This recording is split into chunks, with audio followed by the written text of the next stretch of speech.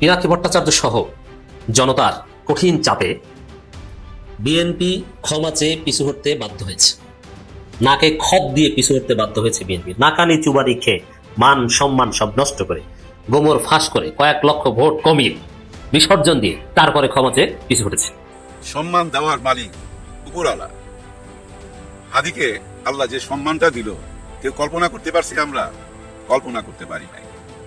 উনার জানা যায় যত মানুষ হয়েছে, এরকম মানুষ আমি দেখছিলাম শহীদ প্রেসিডেন্ট জিয়াউর রহমানের জানা যায়, তারপরে এই প্রথম দেখলাম। হ্যাঁ, এত মানুষ আমি এর আগে দেখি নাই। সবই উপরওয়ালার ইচ্ছা।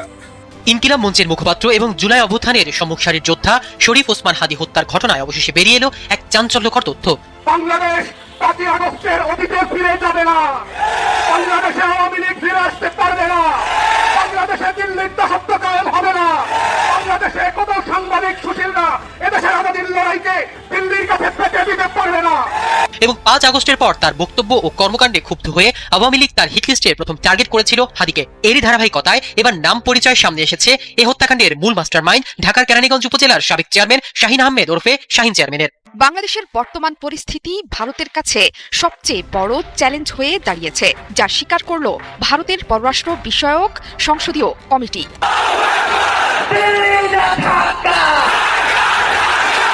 হাদিবীর ছিল উন্নত মামসির। হাদি তাই করেছে ভাই যা করিতে পারেনি কেউ, যা করেছে বাংলার মানুষের মন জয়, ধরেছে শত্রুর সাথে গলাগলি, করেছে মৃত্যুর সাথে পাঞ্জা। ভারত যদি শেখ হাসিনাকে, ভারত যদি হাদি ভাইয়ের খুনিকে ফেরত দিতে না চায়, আপনাদের অবশ্যই উচিত হবে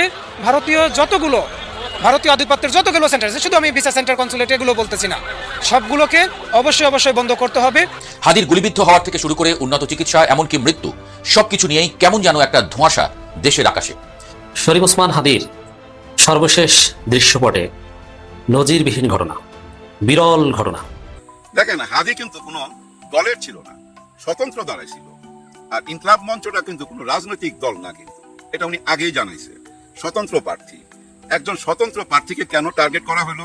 এই জন্য টার্গেট করা হয়েছিল যে কোনো দলের হইলে, মনে করেন যদি বিএনপির হইতো বা জামাতের ইসলামের হইতো, বিরাট ভাবে একটা আগুন লাগতো, চারিদিকে একটা প্রতিবাদ উঠতো, এরকম ভয় থেকেই কিন্তু তারা ফার্স্ট টার্গেটটা করছে ওসমান হাদিকে।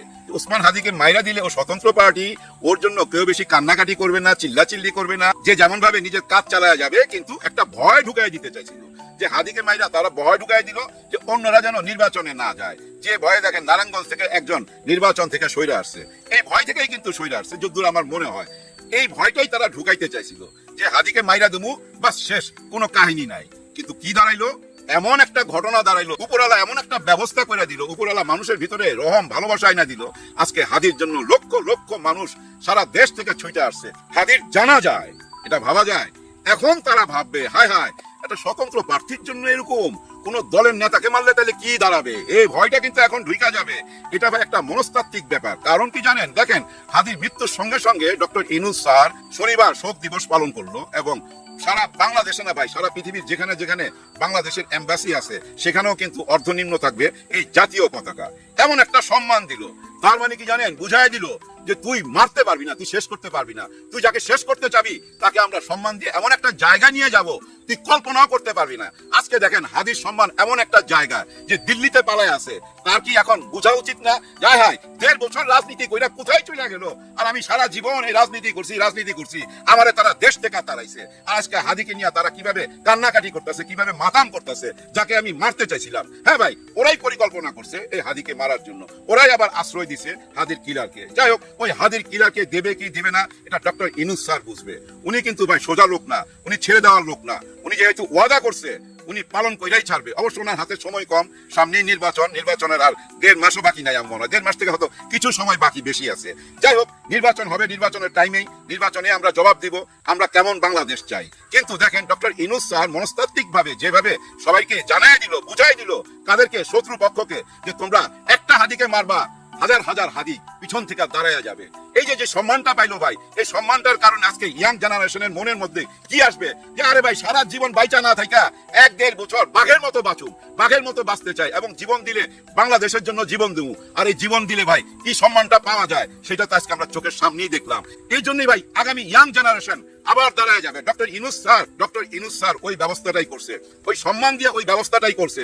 এই কারণে অনেকের পাছার মধ্যে ভাই আগুন জ্বলতেছে। এতটা সম্মান দেওয়া হবে কেন? কাজী নজরুল ইসলামের পাশে তাকে কেন কবর দেওয়া হবে? কি এমন করছে দেশের জন্য? কি এমন করছে? এটা আপনারা বুঝতে পারবেন আগামী দিনগুলোতে। হাদি যে আদর্শটা রাইখা গেল না, ওই আদর্শটাই ভাই আগামী দিন চলবে। হাদিকে কেউ ভুলতে পারবেন না। হাদি যে পথ দেখায় দিয়ে গেছে, ওই পথেই সবাই ছুটবে। আর আপনারা যারা মনে করতেন একজন হাদিকে মেরে ফেললে এই দেশের সমস্ত হাদিরা, ইয়াং জেনারেশন ভয় পায়া চুপ হয়ে যাবে, না, এখন আর চুপ হবে না। দেখেন না, সবাই কণ্ঠে একইভাবে গর্জায় উঠে নারে তাকবীর, আল্লাহু আকবার। হ্যাঁ, এই স্লোগানটা নিয়েও অনেকের পাছার মধ্যে আগুন জ্বলতেছে। এই স্লোগান কেন? এরা কারা? এরা কি সেই মেট্রিকুলাস ডিজাইনের মধ্যে দিয়ে আসছে? এরা কি আগামীতে ক্ষমতা নিয়ে যাবে? এরকম আলোচনা কিন্তু অলরেডি শুরু হয়ে গেছে। হ্যাঁ ভাই, এরকম আলোচনা সামনে আরো হবে।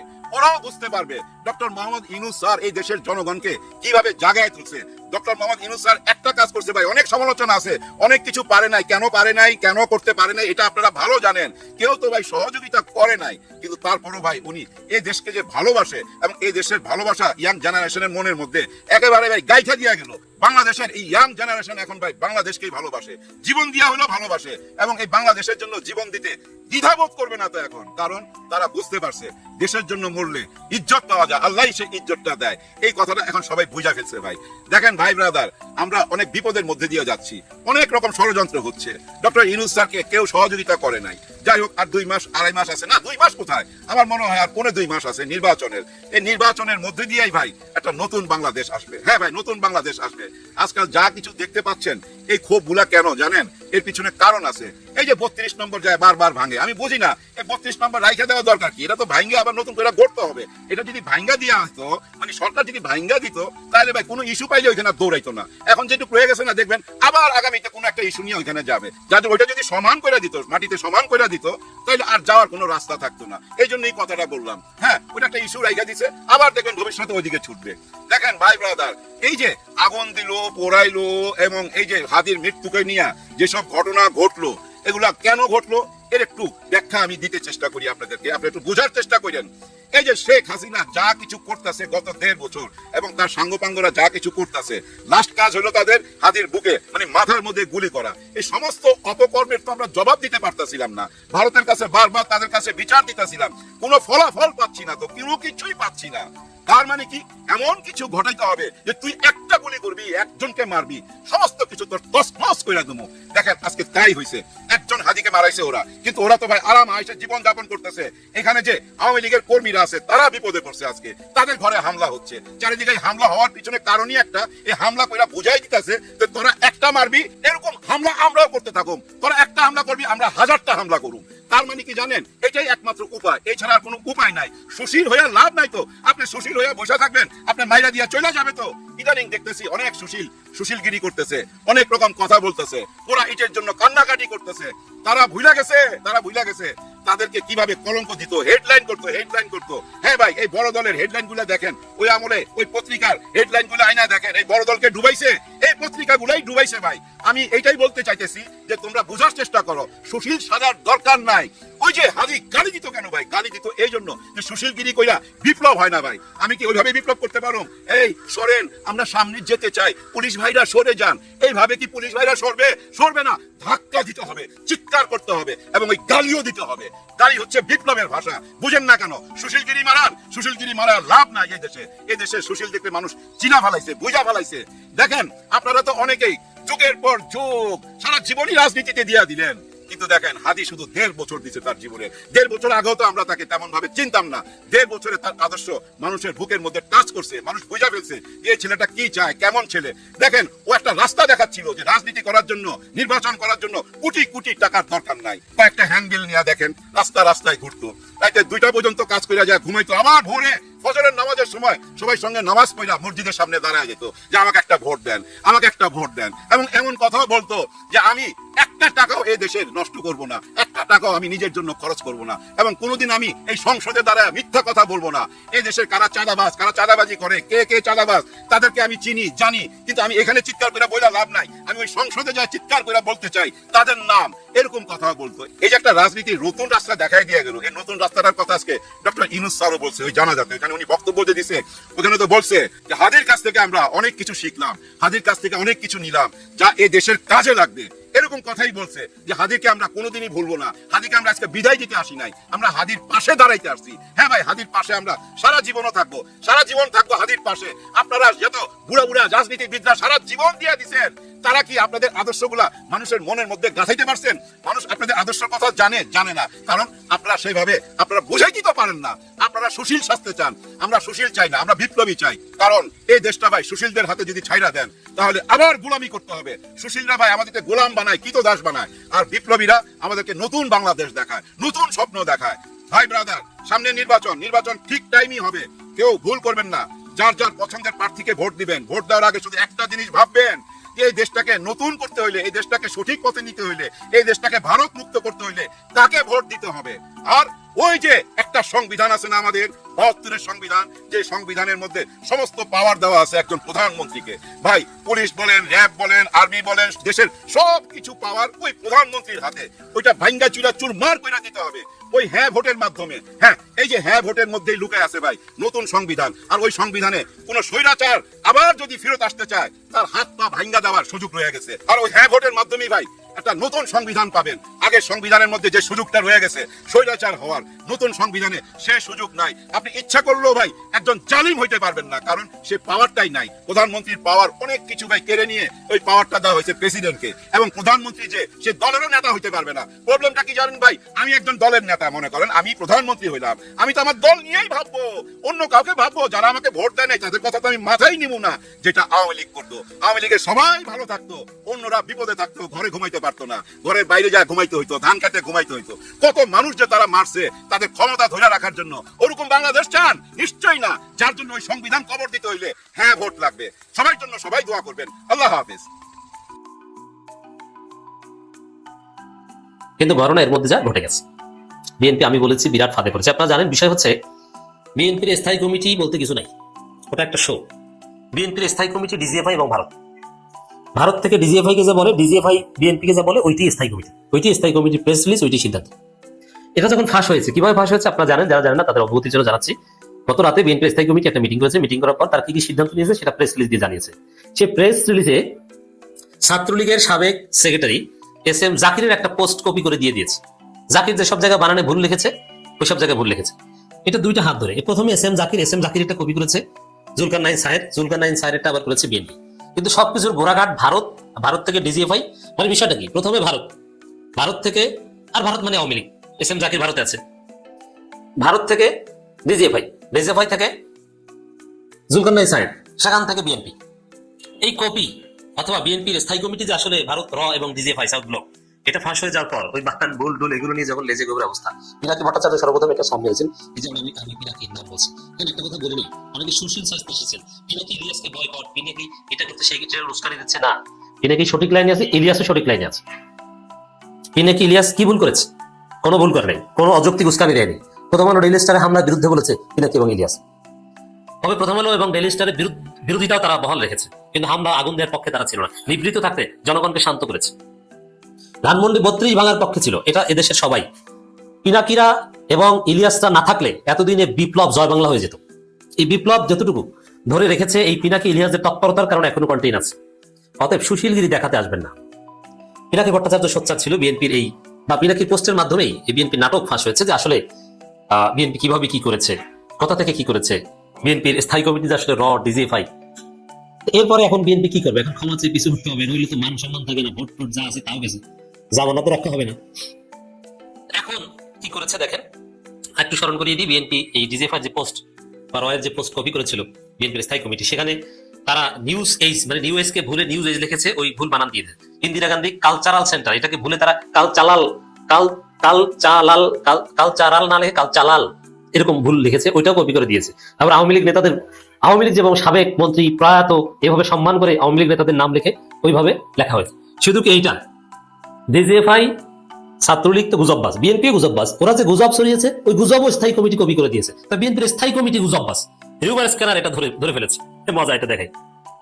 রাজশাহীতে বিএনপির ওই স্থায়ী কমিটির যে প্রেস রিলিজ মানে র এবং ডিজিএফআই যে প্রেস রিলিজ, ওইটি স্থায়ী কমিটি, সেখানে একটা পয়েন্টে দাবি করা হয়েছিল যে রাজশাহীতে ডেইলি স্টার ও প্রথম আলোর অফিসে আক্রান্ত হয়েছে। মানে ওই যে আমি আগেও বলেছি যে শুধু হাদি অজুহাতে, এই শব্দ চয়নটা ওসমান হাদির প্রতি চরম অসম্মানজনক। এটা তো করেছেই, অবমাননা করে। আর দি সেম টাইম হাদি অজুহাতের মধ্যে গুজব ছিল কি রাজশাহীতে নাকি প্রথম আলো এবং ডেইলি স্টার অফিসে হামলা করা হয়েছে, অথচ হিউম্যান স্ক্যানার যেটা বের করেছে এবং আপনারাও যাচাই করে দেখতে পারেন এই রাজশাহীতে ডেইলি স্টার এবং প্রথম আলোর অফিসে আক্রান্তের দাবিটি সত্য নয়।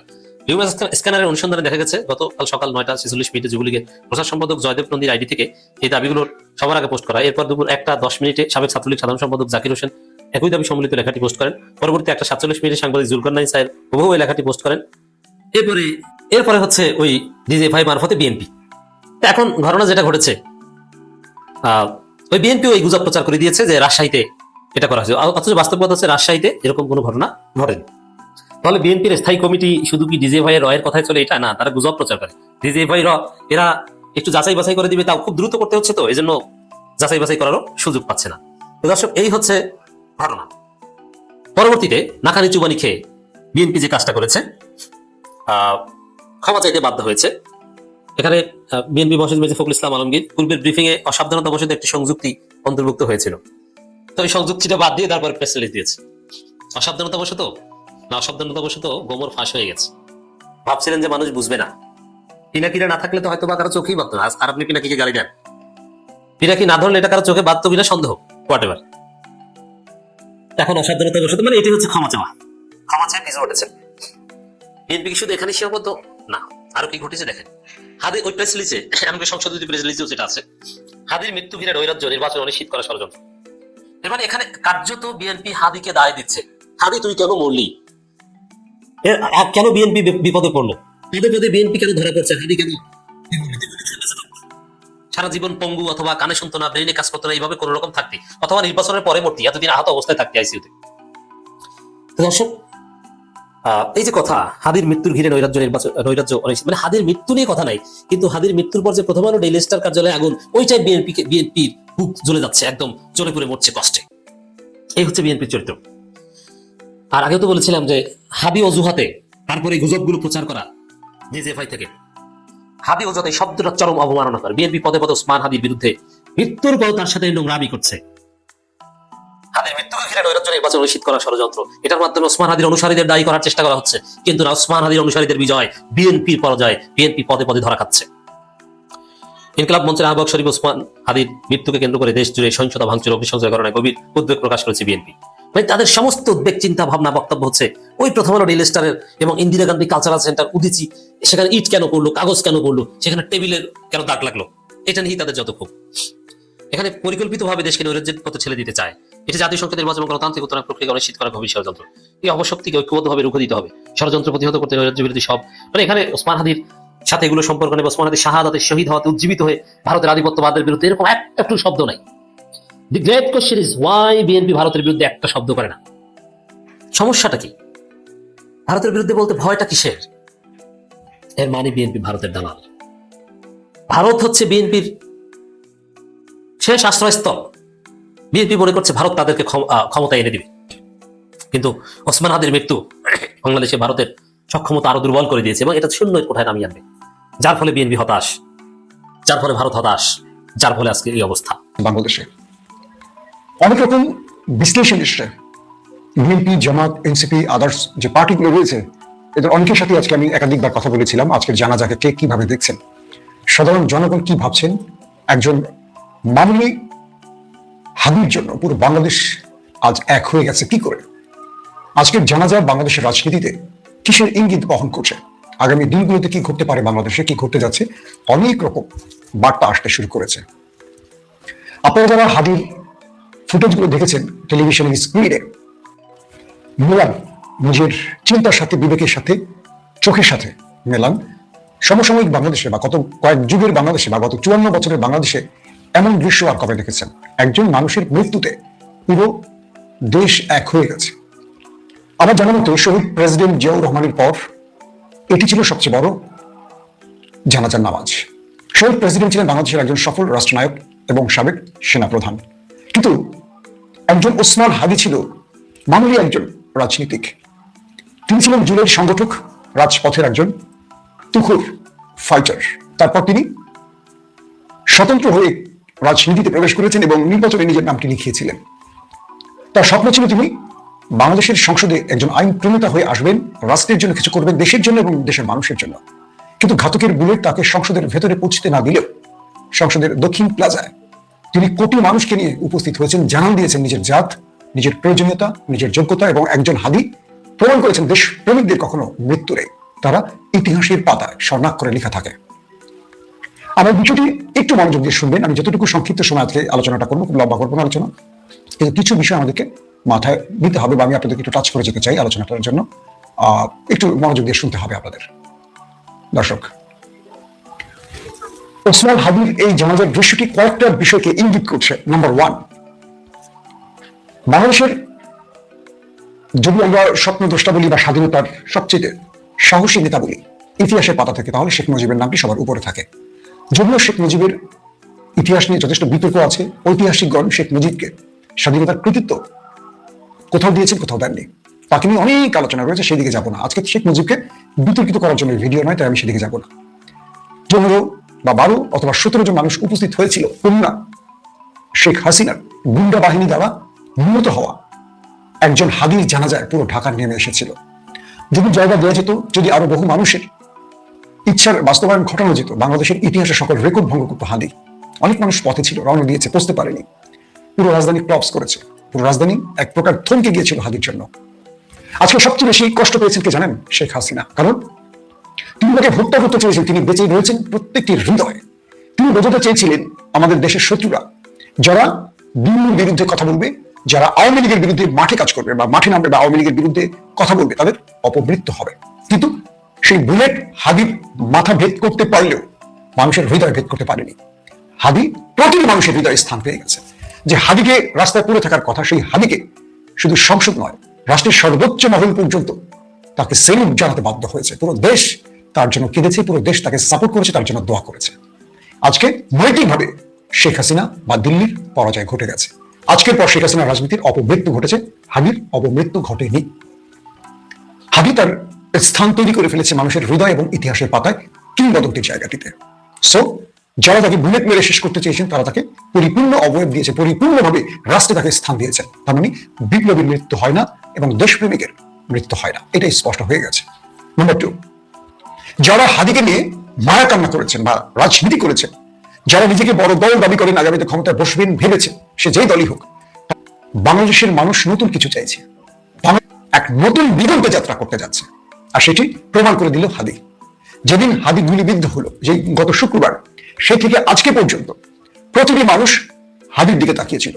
হাদিকে বাঁচানোর জন্য সৃষ্টিকর্তার কাছে দুহাত তুলে কেঁদেছিল, প্রার্থনা করেছিল, দোয়া শুধু নয়, নামাজ মানত করেছে, রোজা মানত করেছে। এই দৃশ্য বাংলাদেশে খুব কম দেখা যায়। প্রতিটি দল, সেটা জামাত বলি, বিএনপি বলি, এনসিপি বলি, এবি বলি, যত রাজনৈতিক দল, প্রতিটি রাজনৈতিক দল হাদির জন্য কথা বলেছে, হাদির পক্ষে কথা বলেছে, হাদিকে জাতীয় বা ন্যাশনাল হিরো সম্বোধন করেছে। কিন্তু একটি বিষয় আমাদেরকে মাথায় রাখতে হবে, এই জানাজা আমাদেরকে বলে দিচ্ছে আগামী দিনে রাজনীতিতে বড় রকম বার্তা আসতে যাচ্ছে। 1, আমাদের এস্টাবলিশমেন্ট নড়ে চলে উঠেছে, আমাদের ডিপ স্টেট নড়বড়ে হয়ে গেছে। রাষ্ট্রের অনেক গুরুত্বপূর্ণ এজেন্সি বক্তব্য, যারা হাদিকে মেরেছে তারা বুঝতে পারেনি এইরকম কোনো ধাক্কা আসবে তাদের জন্য, এত কঠিন রিয়াকশন আসবে তারা বোঝেনি। এখন তাদের প্রতিটি কাজে অনেক ভেবেচিন্তা করতে হবে। তারা বুঝতে পারেনি হাদিকে হত্যার পর পুরো বাংলাদেশ হাদির পক্ষে দাঁড়াবে। কারণ একটি মামুলি নেতা, তাকে মেরে অন্যকে বার্তা দিতে চেয়েছিল সেই শত্রু গ্রুপটি, কিন্তু সেই শত্রু গ্রুপটি নিজে বার্তা পেয়ে গেল যে বাংলাদেশ আসলে এক হয়ে আছে, বাংলাদেশ ঐক্যবদ্ধ আছে, বাংলাদেশ এখন দেশ প্রেমিকদের হাতে, দেশ প্রেমিকদের কন্ট্রোলে। এই দেশে জামাত চাইলে কিছু করতে পারবে না, বিএনপি চাইলে কিছু করতে পারবে না, অন্যরত নাই, আর আওয়ামী লীগ তো প্রশ্নই আসে না। তার মানে এই দেশ চলে গেছে দেশপ্রেমিকদের হাতে, যুবকরা দেশ কন্ট্রোল করছে। হয়তোবা রাষ্ট্রীয় মসনদে বসেনি তারা, কিন্তু হাদিকে তারা যেভাবে মাটি থেকে আসমানে তুলে এনেছে, এ থেকে সব বড় দলের ভেতরে আতঙ্ক সৃষ্টি হয়েছে। আগামী দিনের রাজনীতিতে, ভোটের রাজনীতিতে বড় মেসেজ আসছে, বড় অঘটনের ইঙ্গিত দিয়ে গেল হাদি। যারা ভারতকে খুশি করে রাজনীতিতে প্রাসঙ্গিক হতে চাইছেন, ক্ষমতায় আসতে যাচ্ছেন, যারা বৃদ্ধ বয়সে সফেদ পাঞ্জাবি পরে রাজনীতির কূট চালে বাংলাদেশের সাথে নানান রকম প্রতারণা করছেন, খেলছেন, কখনো দাবার চালে বাংলাদেশের রাজনীতিকে পরাজিত করতে চাইছেন, আজ তারা মাথা নিচু করে ফেলেছেন। তারা বুঝতে পেরেছেন কিছু ঘটতে যাচ্ছে বাংলাদেশে। আমি বিএনপি এবং জামাতের বেশ কয়েকজন নেতার সাথে কথা বলেছি, তাদেরকে বলেছিলাম আমাকে একটা প্রশ্নের উত্তর দেন, এই জানাজা থেকে আপনারা কি বার্তা পেলেন? তারা প্রত্যেকে একটি কথা বলেছে, আগামীর ভোটের রাজনীতিতে বড় অঘটন অপেক্ষা করছে। যারা ভাবছেন ক্ষমতায় আসবেন তারা ক্ষমতা নাও আসতে পারেন। যারা ভাবছেন আবারও জনগণকে বোকা বানাবেন, জনগণ বোকা হতে যাচ্ছে না। যারা ভাবছেন নির্বাচনের আগে 500-1000 টাকা হাতে গুঁজে দিয়ে কসম করিয়ে বলবেন ভোট দিতে, তারা টাকাটা পকেটে ঢোকাবে কিন্তু ভোট দেবে না। যারা বিগত 15-16 মাসে দানবীয় চেহারা দেখিয়েছেন, যারা লুটপাট, চাঁদাবাজি, দখলদারিত্ব করেছেন, তারা নির্বাচনের ফিল্ডে যত সুন্দর পাজামা পাঞ্জাবি পরেই যান, মাথায় টুপি দিয়েই যান, ভোটের রাজনীতিতে বড় ধাক্কা খেতে যাচ্ছেন। হাদিরাই জানা যায় কোনো মানুষকে টেনে আনা হয়নি, খাবার, বিরিয়ানি, গাড়ির ফ্যাসিলিটিস, অর্থ কিচ্ছু দেওয়া হয়নি।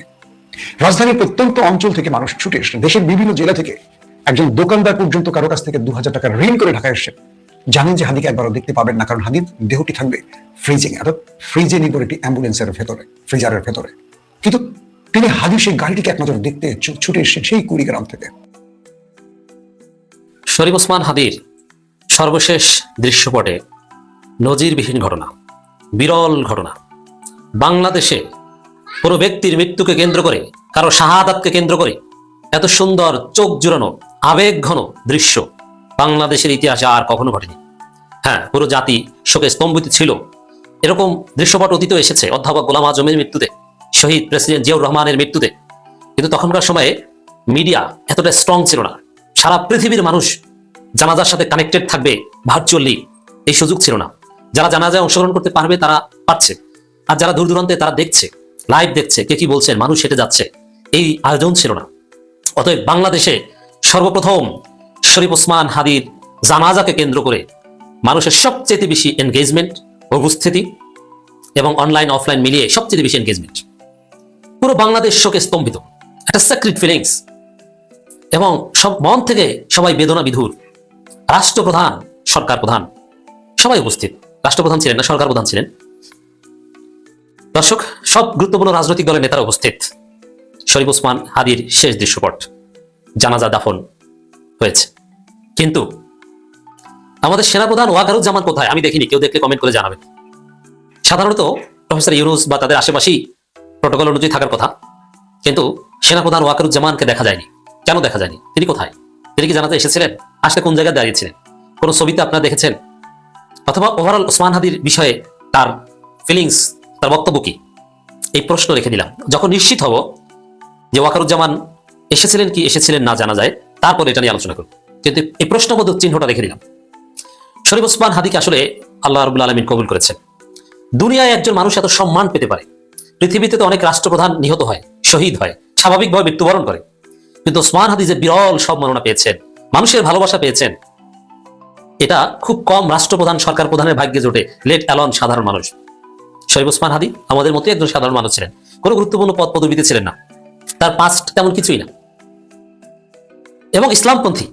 সেই শরীফ ওসমান হাদি রাষ্ট্র কর্তৃক, সরকার কর্তৃক, পুরো দুনিয়াবাসী কর্তৃক, যুক্তরাষ্ট্র, যুক্তরাজ্য, কানাডা, ইউরোপীয় ইউনিয়ন, সারা পৃথিবী সম্মান দেখিয়েছে। এর মানে দুনিয়া এবং আখিরাতে হয়তোবা শরীফ ওসমান হাদি সম্মানিত। দুনিয়ার এই মানুষের দোয়া এটা বৃথা যাবে না। আল্লাহ রাব্বুল আলামিন ওসমান হাদিকে তার কিছু ভুল ত্রুটি থাকলে সেটা ক্ষমা করে দিয়ে শহীদ হিসেবে কবুল করবেন। এত মানুষের দোয়া বিফলে যেতে পারে না। দর্শক, শরীফ ওসমান হাদির জানাজায় অনেকেই বক্তব্য দিয়েছেন। মাননীয় ধর্ম উপদেষ্টা, শরীফ ওসমান হাদির পরিবারের সদস্য যিনি জানাজা পড়েছেন, তার বড় ভাই, সবকিছু ছাপিয়ে মাননীয় প্রধান উপদেষ্টার যে বক্তব্য, এটা সবচেয়ে তাৎপর্যপূর্ণ লেগেছে। এবং বিএনপির সালাউদ্দিন আহমেদ ছিলেন, কিন্তু প্রথম সারির নেতাদের মধ্যে শুধু সালাউদ্দিনই ছিলেন। মির্জা ফখরুল নাকি আবার অসুস্থ, হোয়াটএভার।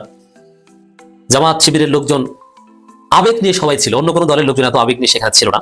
সাদিক কায়েমদের চোখ গড়িয়ে পানি পড়ছে। আমি সাদিক কায়েমকে ফলো করলাম, মনে হলো যে তার পরিবারের কোনো সদস্য শহীদ হয়েছে।